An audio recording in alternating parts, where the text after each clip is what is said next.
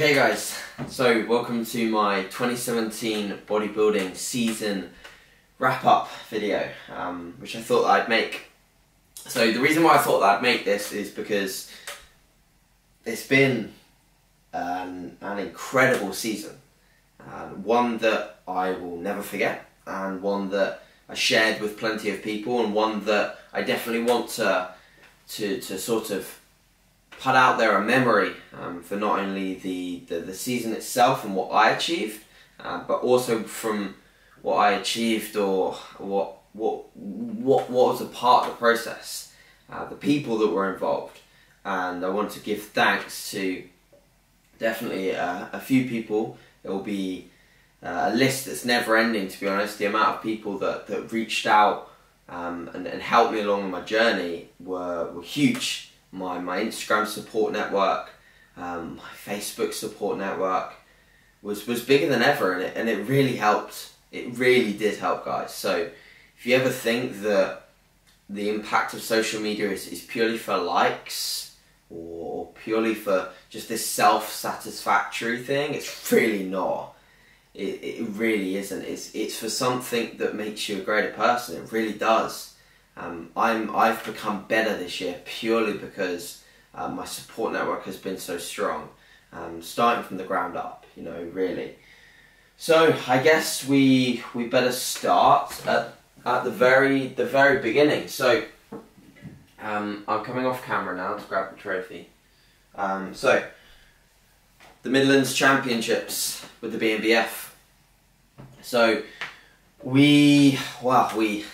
I started prep around about February, March time, and the initial goal was to win this. And I remember my best mate, and still my best mate, funnily enough, because you shouldn't lose relationships throughout bodybuilding prep.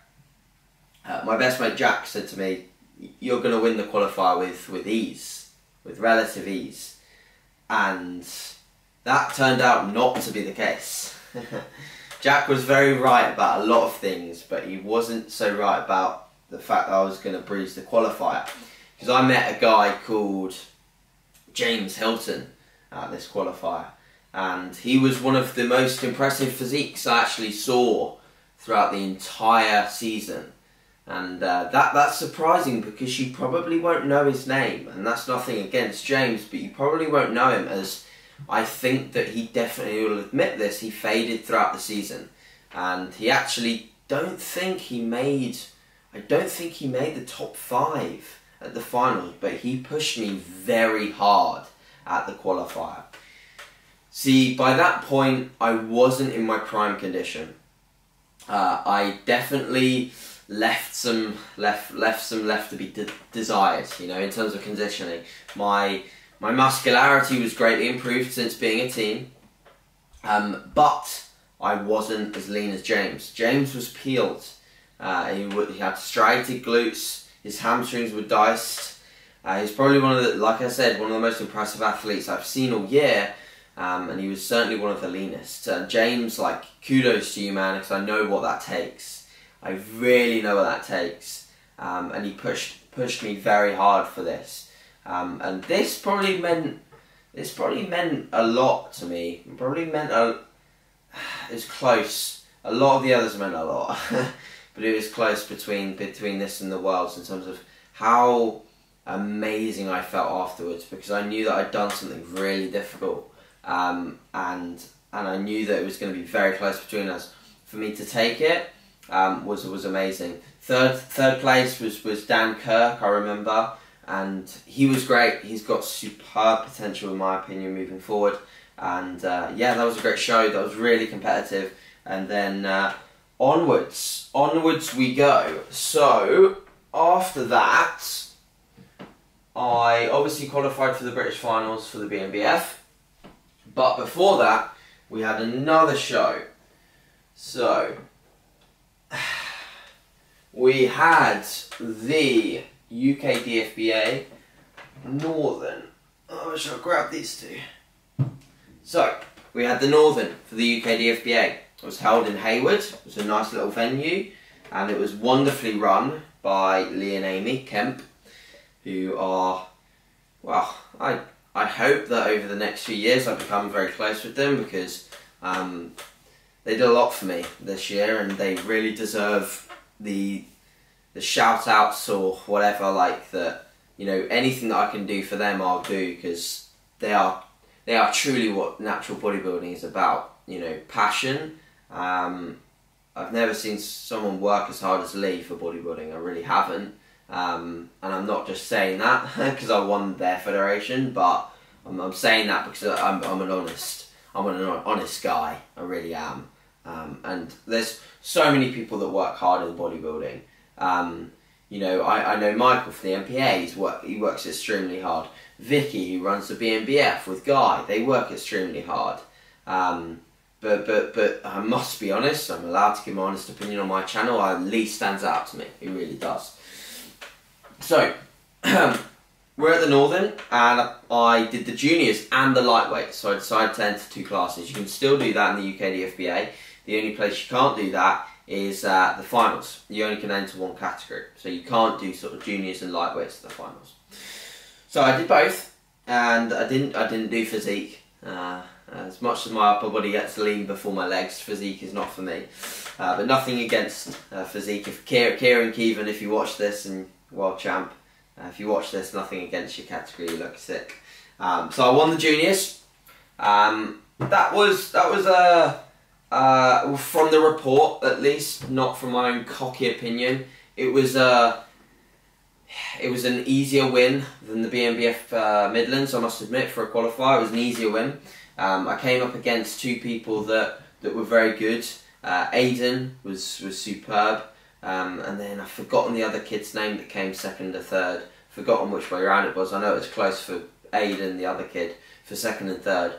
But they were just I think Aiden was hard. Aiden was very, very conditioned, but he was a younger junior, and he's just lacking in the muscularity department.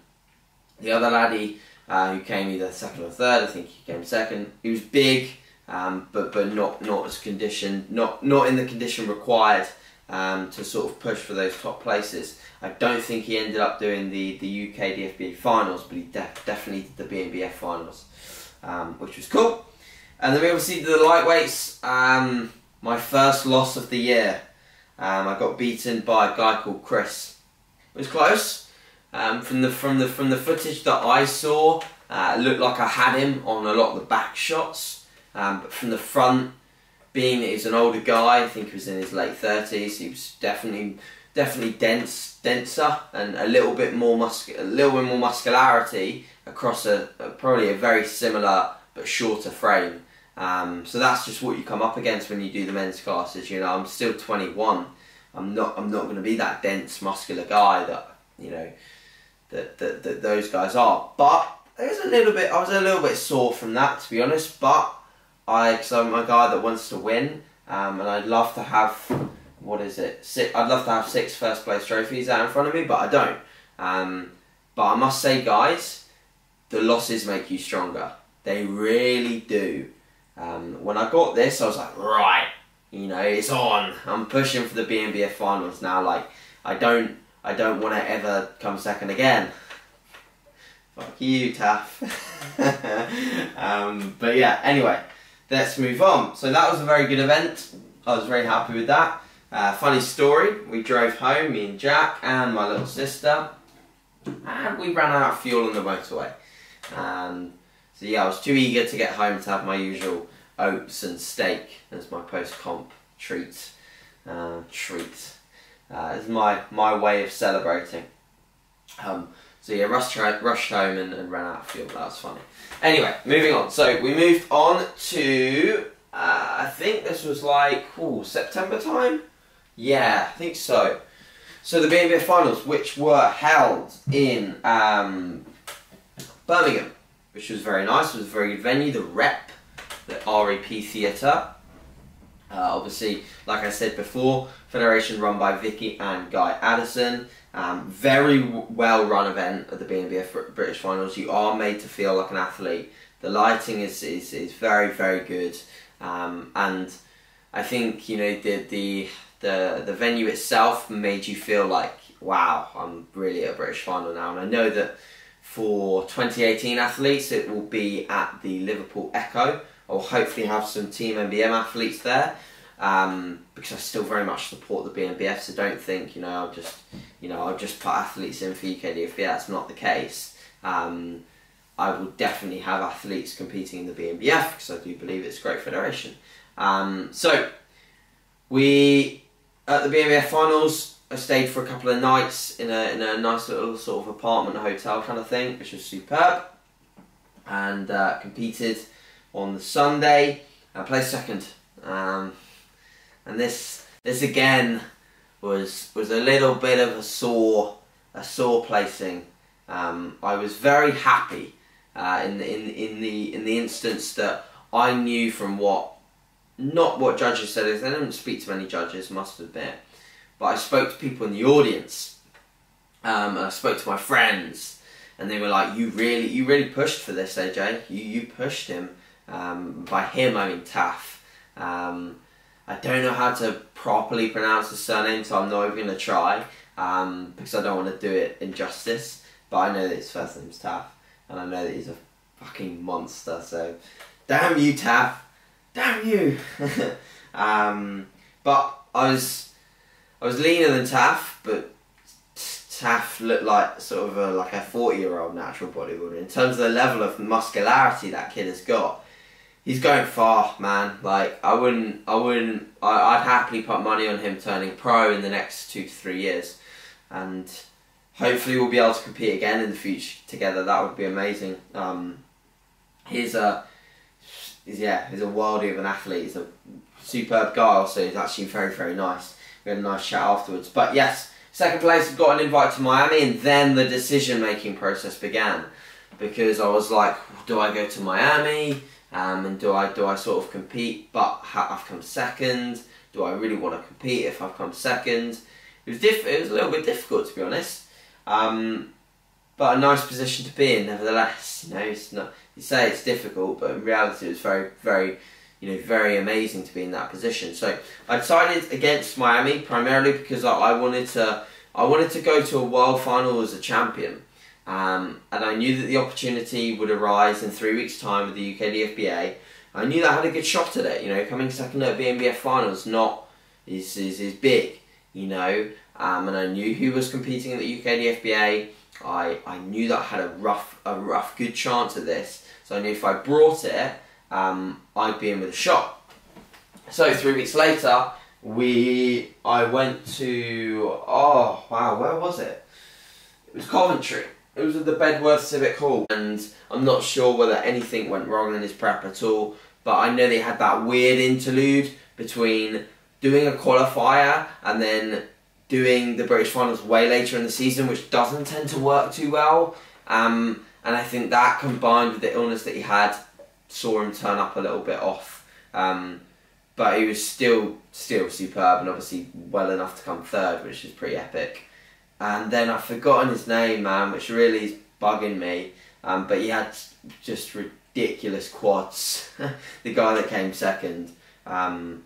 Absolutely unreal. So that guy has been competing as a junior with the UKDFBA for a while, and I think he obviously really wanted that title. He pushed me very hard, but I was just that little bit more conditioned on the day, and he was in condition, really in condition, and it was a tough battle, and apparently there was only like a few points in it. So that one was super close, and that's the reason why it meant so much, is because it was difficult. It was really hard, that, and I was really battling for that one. So yeah, that one meant a lot. That was UKDFBA, and that was in Bedworth Civic Hall in Coventry. Okay, so I just wanted to add at this point here, I did talk in the original video. For some reason I lost like 3-4 minutes of the footage, not a clue why.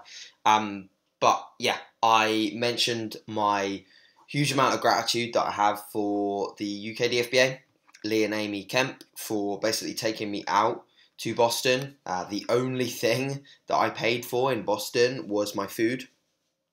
Yeah, how unreal is that, right? So we got flown out, and they organised all the flights. They organised all the accommodation. They booked us in for our rooms. The rooms were incredible. You had full cooking facilities. We were really close to a supermarket. Everyone was super nice. I was in a room with Jack and Kieran, who was physique and teen, and we had such a laugh. I did discuss in the next clip a little bit about sort of Jack's stage show day breakfast with like half a tub of cashew butter, and then him getting quite emotional. I think that it missed out that a little bit, but yeah, it was a superb weekend, and I just wanted to add this bit in because that's very, very important part of this video, is that I must show intense gratitude to those guys. Like I said, I think, in the other part of the clip, I said how hard Lee works, the man works hard, man. He really does, and he does a superb job, really superb job. So, can't recommend that federation highly enough, of course, and that's just because I've been such a part of it, and such a part of it this year for sure, and hopefully in future years I'll continue to be a part of it, because it's funny, like, you'll see that I'm the same with everything, so I'll wear a lot of the same clothes, but that's because, like, when I find, like, something that I really like, I just really invest in it. So if I find, like, a bit of clothing that I like, or a coffee that I like, like, with the coffee, I'll go into the supermarket and I'll legit buy, like, 8 bags of the coffee, because I know that I'm going to use it. It's the same with, like, giving back to a federation. If, like, I see something that I like and I really see it and I can actually experience it, then I'm inclined to just give back as much as I can. So I'll continue to give back, and the UK DFBA is awesome. So yeah, I thought I'd add that, and then continue to watch the rest. That was his breakfast, so that was funny. But yeah, nevertheless, it was a really, really good weekend. Obviously, I stayed. Well, I'll go on to that in a bit, but obviously, I won. I took the title. It was probably a lower caliber of competition comparative to the UK, but it still meant so much to me because it was that extra 4 weeks of dieting, I think, or 3 weeks, 4 weeks of dieting, and holding on for that long, and just, like, to be fair, I must admit, guys, it actually got easier as it went, because I was like, I've done this for so long now, it feels like second nature, and I was able to just continue going and going, and I just felt like I was fine. It was really just quite worrying how I was like, I'm fine, but I've got striated glutes. And in reality, you should think, oh, well, if I've got striated glutes, I must feel horrible. And the reality was, I actually felt okay. And yeah, flew out to claim the trophy, and carried it very safely home. I stayed in Boston for a bit afterwards, stayed in Boston for like a week, and then I went out to New York. I was in New York for like 3 days on my own, and then my sister came out. We spent some time in New York, obviously. That was her birthday and Christmas present from me, going out to New York. I booked that already, so it just kind of worked really, really nicely. And what an amazing year to sort of, what an amazing end to the year to sort of wrap that up with that placing and that weekend. Again, Lee and Amy from the UK DFBA and everyone else that helped, whether it was, sort of Leon doing the clothing, with the guys backstage that helped, to all the people that messaged me, over that weekend. It was incredible. The support, like I said, this year was unreal, guys. And the Instagram support, when I was doing the more frequent YouTube videos, the YouTube support was just incredible. And alongside that, the people in my life that really just sort of made me feel like I could do it, made me feel like a champ. My family made me feel like a champ. Jack made me feel like a champ. Vicky Masita, who I chatted to every week, obviously on the podcast, she made me feel like I could do it. Jack Thorburn. Jack, we spoke pretty much every single morning. We'd go back and forth, and whether I was looking sort of like slightly improved, whether I was needing a little bit more food, and he was really a superb second eye alongside Jack Piad. was those two guys and Vicky as well were people that were keeping a real close eye on me. So thank you very much, guys. My clients were amazing. They'd be so appreciative of what was going on. They'd be appreciative of check-ins being a little bit delayed on some weekends where I was competing. Obviously, when I was just tired, they weren't delayed. No way. But you know, they'd be appreciative of that. They were appreciative of my time in America. They congratulated me. They wished me good luck. You know, every single one of my clients were amazing. There were a few that they know who they are that messaged me more frequently and that really were amazing. So thank you, guys, and thank you to everyone who runs the natural bodybuilding federations. Like, you know, the time and effort that you put into running federations, creating these awesome trophies and things like that. You know, you've allowed a young little guy to have a year of doing what he loves. So thank you very much. Trying not to get a little bit emotional, to be honest. But yeah, it's one that I'll never forget this year, and I can promise you that the moment I step back on stage, I'll have a firm goal in my mind, and I really am confident that I can see it through and that I can eventually get what I desire, which ultimately is a WNBF pro card. And I would love to be a professional bodybuilder, a professional and natural bodybuilder. That's realistically the goal now. It really is. And I hope that I can share the journey with you guys, and I am going to be starting some sort of off-season vlogs. So if you'd like to let me know with anything that you particularly like to see, please do ask, please do say. I hope that you have enjoyed this video and it's given you a brief insight into my season. Not that you haven't seen it already if you've been an avid follower. But yeah, lots of love to you all, guys, and by no means have I missed, you know, have I said everyone that was a part of this journey. I haven't touched on the edge, but to everyone that has, to everyone that knows they have, thank you so much.